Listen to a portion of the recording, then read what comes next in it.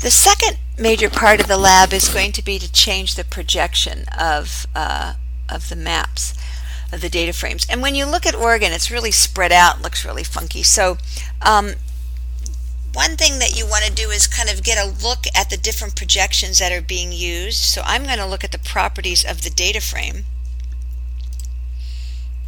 I don't think this part's in the actual lab write-up, but so if I go into the data frame properties and I scroll down here, I can say, oh, what projection are the layers in? So river is in a custom projection. Lane zone and Oregon County are in an unprojected coordinate system, and these other layers are in a Web-Mercator coordinate system. So I've got lots of different coordinate systems for my data. So what I want to do is I don't want to reproject the data, which would mean I'd have to make a new layer of a new file for each of these with the same projection. I'm going to do what's called project on the fly. So I'm going to go to my data frame and go to properties, and I'm going to choose a projection that will be applied to all of the data and make it look like it's all in the same projection. That's what projecting on the fly does. If I were projecting, actually reprojecting the data, it would create, like I said, new shape files for each of these. So I'm going to choose a projected coordinate system. If I go up here, I'm going to close this a little bit. There are three folders here. One is the layers that are in my map, and this one is the geographic coordinate system. So these are all the projections, or all of the coordinate systems that are unprojected coordinate systems. But I want to use a projected coordinate system, so I'm going to open this one, and I want to go to Oregon State Systems. So I'm going to go into State Systems, and I'm going to look for something called NAD 1983. I wonder if I could type this. Let's just try this.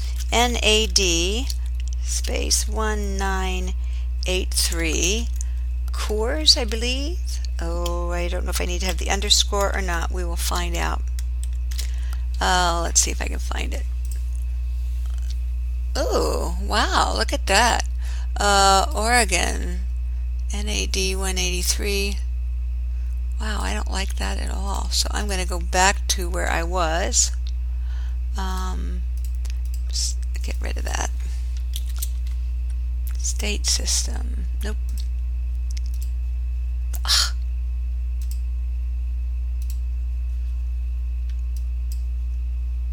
Oh, that's just bizarre.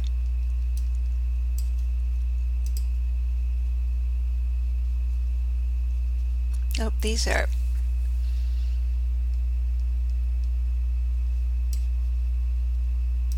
Alright, well, let's unsearch. There we go. Alright, so I'm going to go back to states. I'm going to just follow my original NAD 1983. I'm not looking anymore. Cores Alaska, NAD 1983. Aha, there's Oregon. NAD 1983, Oregon cores, statewide Lambert. Is it the international blah blah blah? Yes, international feet. So I'm going to click on that and say OK. And I'm going to get a warning that I'm not transforming the other data. And I'm saying that's fine. We just want it all to look right. And there we go. And so now Oregon looks better. I need to do that to this data frame as well. So I'm going to go into properties here. Let me just show you. Let me go back to this.